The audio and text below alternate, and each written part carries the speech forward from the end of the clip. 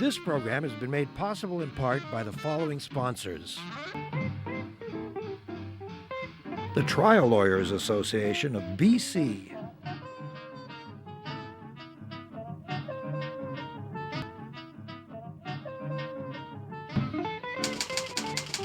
The Vancouver Courier newspaper.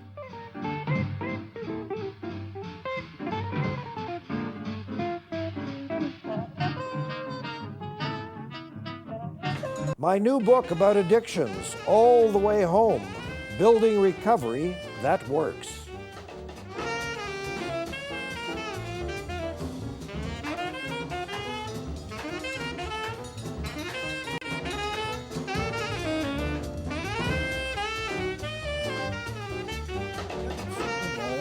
Stanley Cup, the Olympics, perhaps Wimbledon, maybe Augusta National, the Masters. All of those old activities may be going by the board because we have figured out, we meaning educators, have figured out that it's not nice for someone to win and someone to be a loser. So now everybody who shows up on the field gets a blue ribbon because we want to be nice to everybody.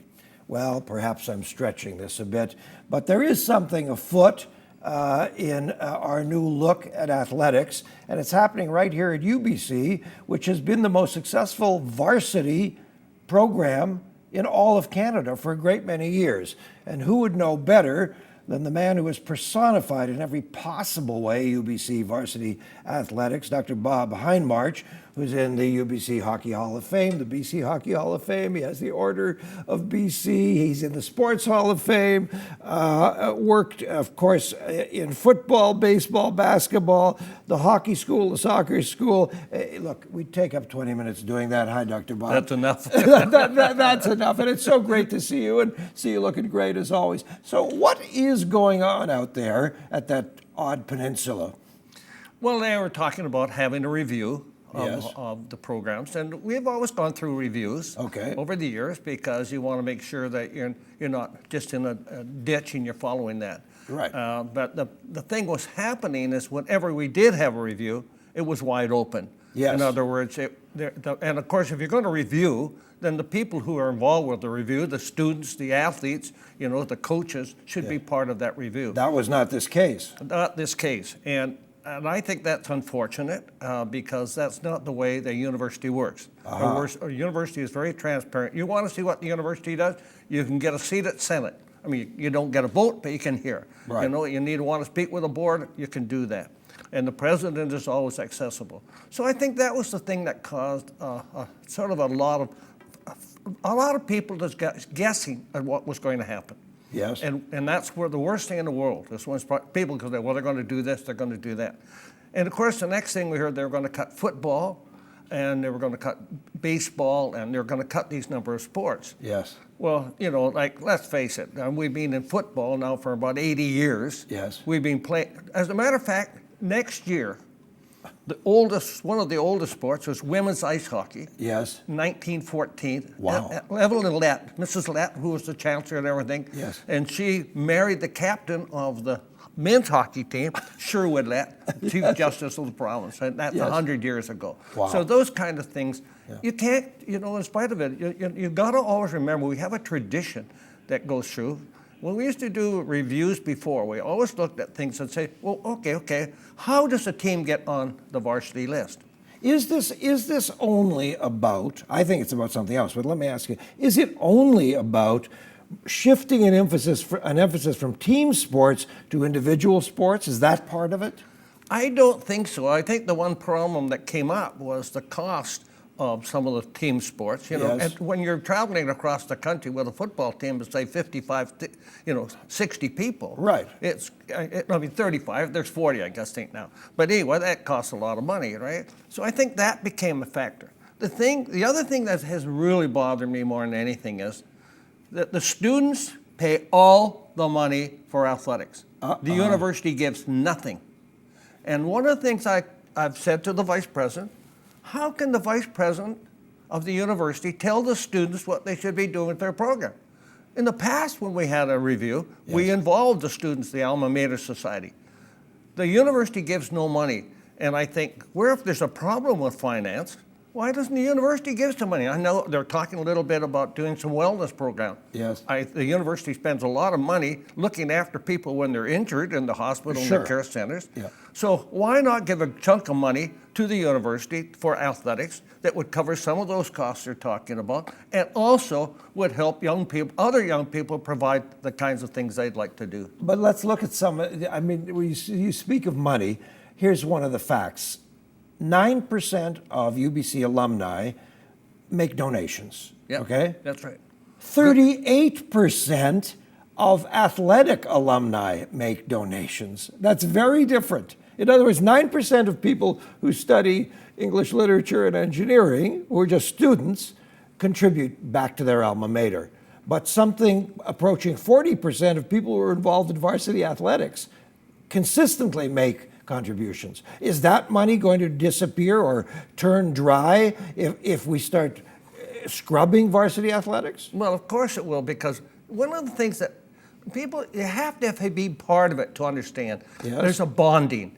Yes. I mean, I love my university, Right. you know, and the reason I love it because of all the young people and all the people I met at that time and met since, Yes.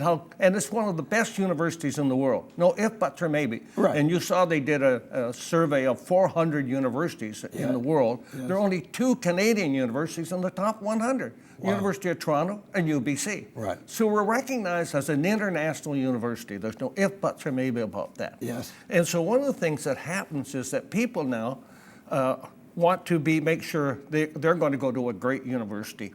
And just come back to a little thing like football. There isn't a major university in the United States and Canada doesn't have a football team. Right.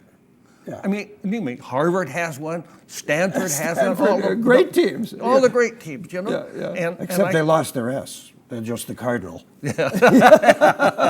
It's terrible when you lose your S. But anyway, I think part of it is that there's no question about it that the UBC athlete alumni have done really, really well at developing the programs. Dr. Bob, look, you no doubt were a fabulous athlete, just in terms of your own performance.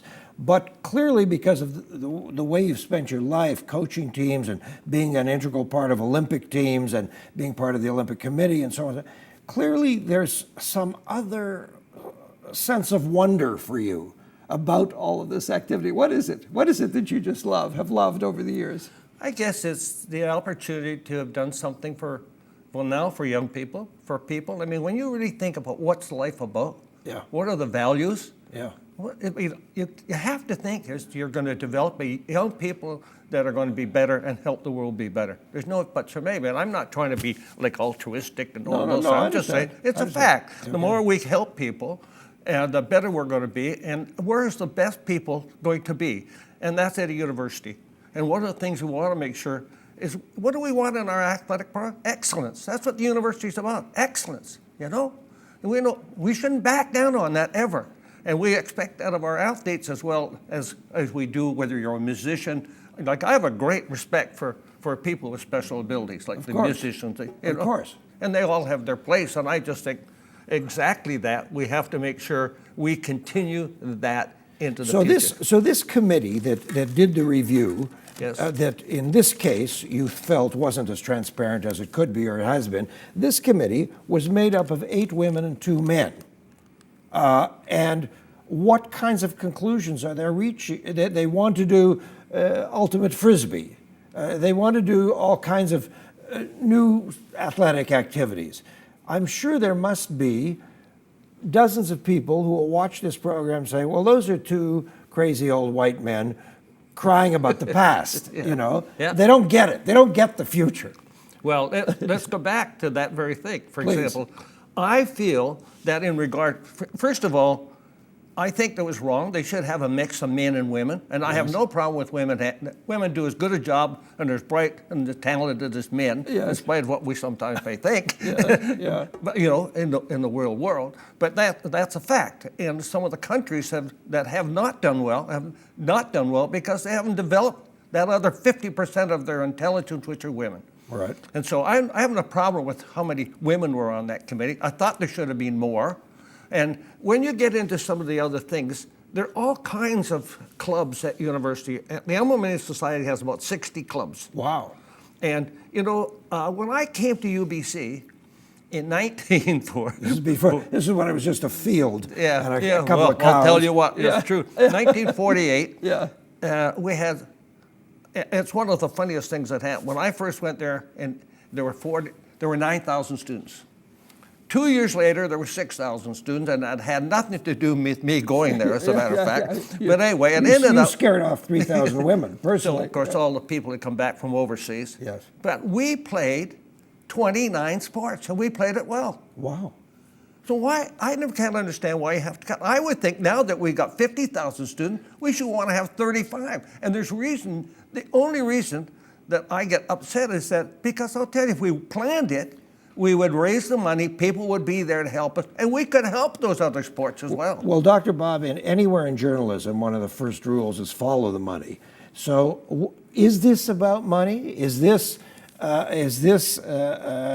Dr. I've lost her name, Dr. Cohen, is this Dr. Cohen and some of her colleagues saying, well, we can make more money doing something else? Is that what it's about? Well, I can't speak for Dr. Cowan. Yeah. But I do know, obviously, that sometimes people say, well, that's a lot of money to put in there, and we did that, we could do this, this, and this. Yes. It doesn't work that way, unfortunately. Yes. I mean, I'm saying that what we want to be able to do, you don't break up the Yankees to make every other team be better. What we have to do is start concentrating on these other programs and how we can help them be better.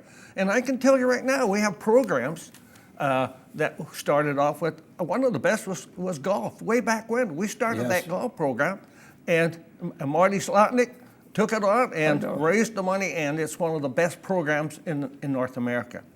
And I just think that's what we have to do. Everyone kind of think there's a bucket of money here, and if I get 2 handfuls, you're only going to get one. Right.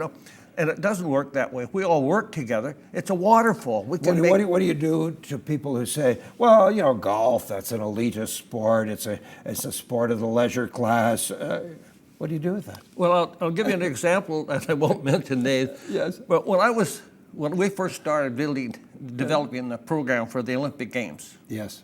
and I go back here a long way, and we were bidding for the 72 Olympic Games, right? Yes. And I was chairman of the committee, et cetera, et cetera. And I remember talking to one of the senior members of the Liberal Party, not the Liberal Party, but the party in power at that time. Yes. And they said, well, why should we help? Just those rich people ski. Now think about that statement. Yeah. When you can't say it, that you can't use those cliches anymore. There's all variety of people play. Absolutely. And you look at football, for example, one of the great things I liked about football, it attracted young people Yes. from some of the schools who had never, ever gone to university, because that wasn't like some of the higher end schools. You're talking about my son. Yeah. My son played for Frank Smith. Yeah. And probably otherwise wouldn't have been near the university. Dr. Bob, we got to take a little break. Just Fine, bear with me. Okay, we're talking with the great Dr. Bob HINDMARCH, a major contributor to our cultural life here in terms of athletics. A little break, your chance to go to davidberner.com and say hi, send us your emails, and also a chance for those lovely people who support this program to say hello, so that you can watch it here on Shaw Community Television, Cable 4. Back with you in just a flash. This program has been made possible in part by the following sponsors. The Trial Lawyers Association of BC.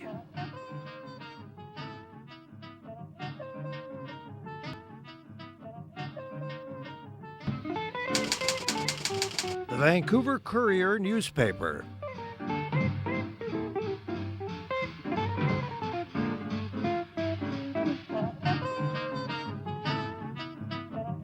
My new book about addictions, All the Way Home, Building Recovery That Works.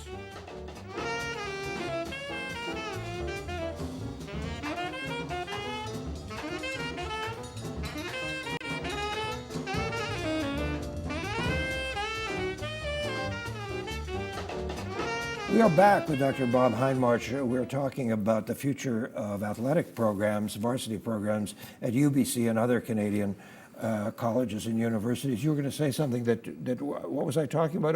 Well, you mentioned, say, one of the things that were always like, to be competitive was not a good thing. Yes. Or winning was not a good thing, you know? And so I couldn't help but think when I read about there's a couple of schools in Ontario who now decided because their soccer programs were competitive, they weren't going to use soccer balls. What they are they would going just to use? let everyone imagine they had a soccer ball. Excuse me? And so there were no winners and no losers. You could go home and have scored 12 goals. That's the fact. I'm not kidding you. Yeah, come on. You know, that's true. Okay, And then I'll tell you what we'll do. Why the- don't you and I have an imaginary chess game right now? I'm going to move my knight to King's Rook 3. Hold on a minute here now, because I've got the board squared up. But you know what the other one was, which I thought was the same kind of concept, is that they're no longer going to have honor rules in some of the schools. What does that mean? Well, because too many kids couldn't make the honor roll and they were complaining. Poor babies. Well, the thing about I'm saying is that I remember in terms of competitive sport, we go back a number of years. Yes. And I can see that there were things happened in those days that were wrong. But we have changed so much. For example, when I started playing soccer, there'd be 2 soccer balls out in the field, right?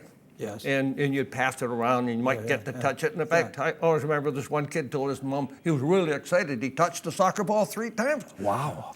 But what do you do now? Every kid has a soccer ball. They're all dribbling around.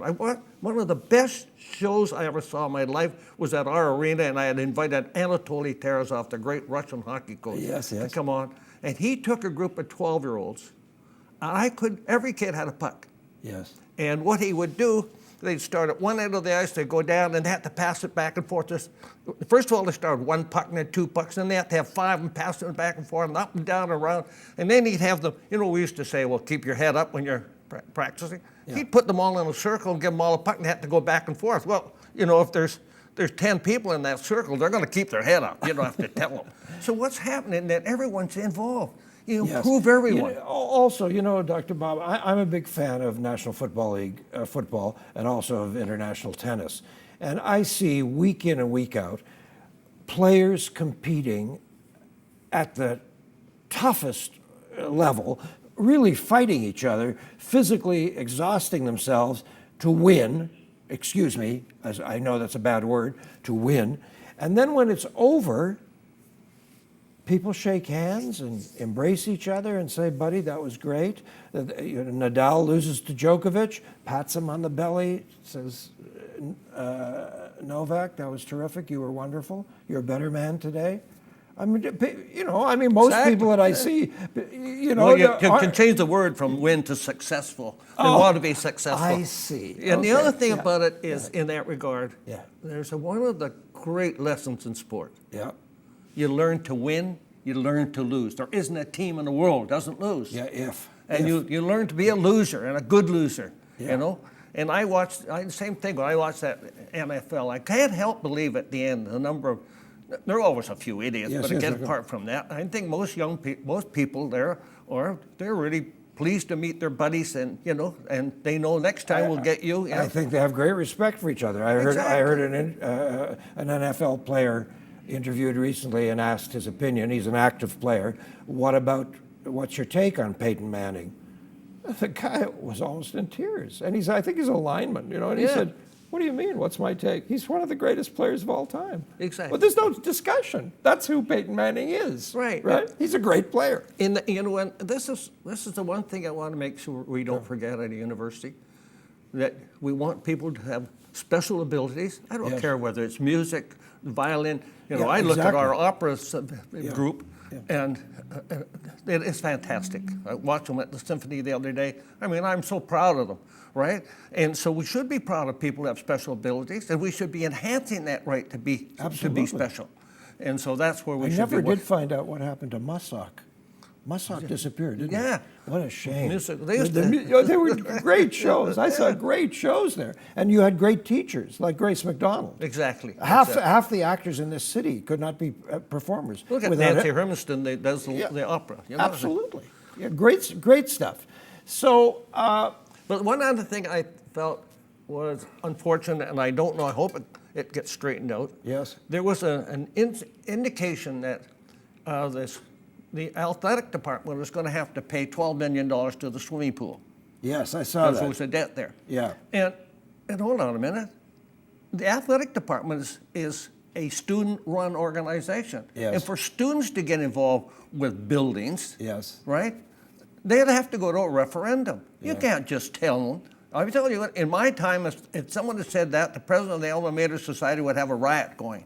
Because he said, you don't well, it's tell not us. the role of the students. Yeah. The building is the university's corporate business. Yeah. Yeah.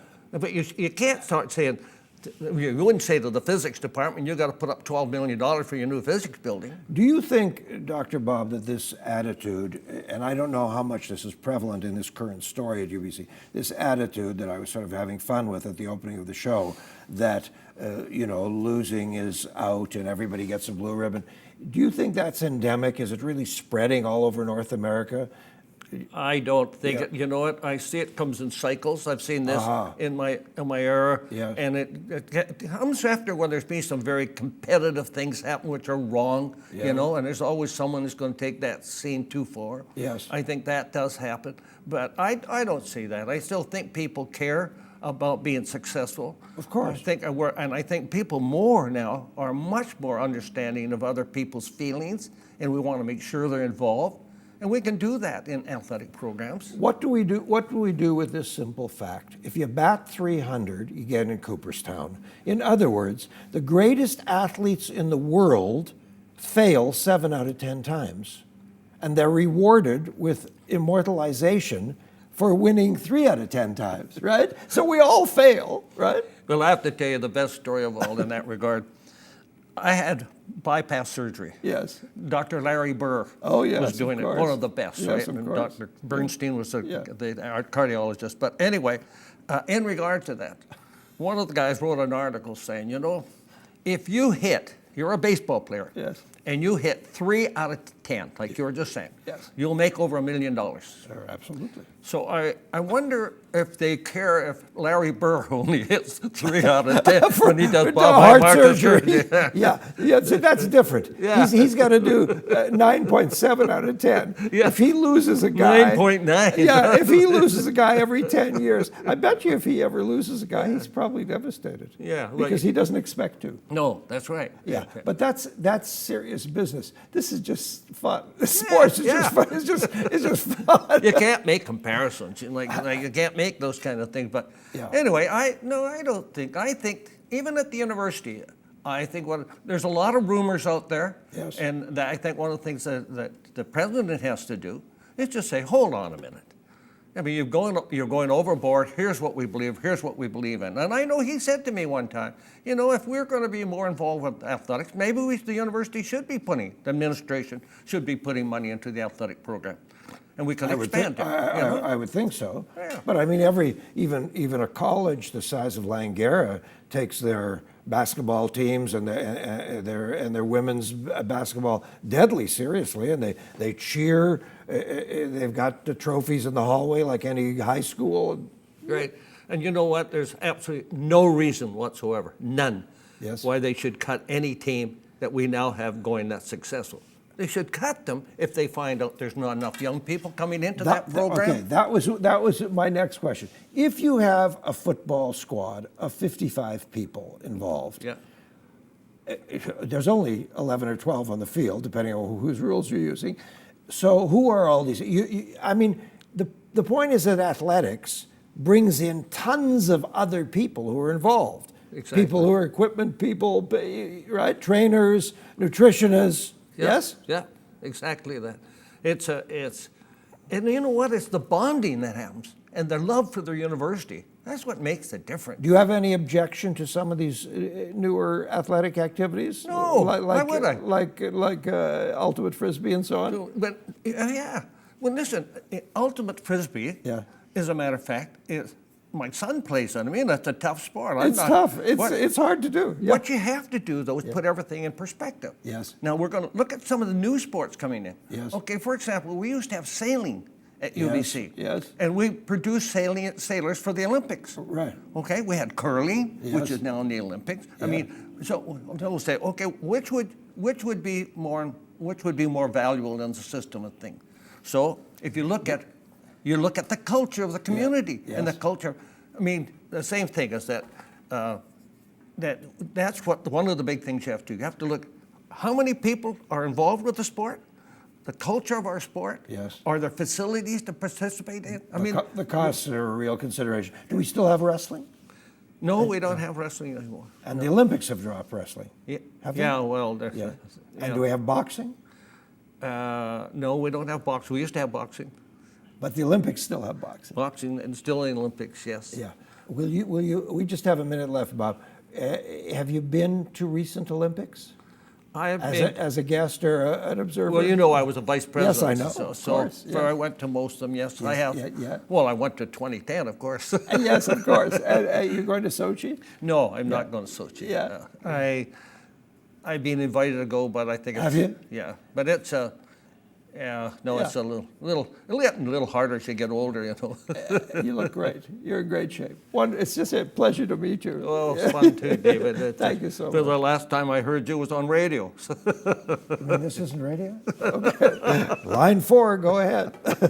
Thank you. Okay, Great to see okay, you. thanks. All right, folks, that's it for this conversation. Next week, a wonderful lady, Gail Stewart, is the executive director of Aunt Leah's Place, which is a place that takes care of foster kids. And for the first time, by the way, this was our 100th show, so say congratulations. Our 101st show will be Gail and a young gal named Chelsea. And for the first time, we'll have another chair, and we'll have 2 guests for the price of 1. Thanks for being with us. Before you go, it's your birthday on Monday, so happy birthday. Oh, yes, thank you. It's my birthday. I'll be 106. Thank you.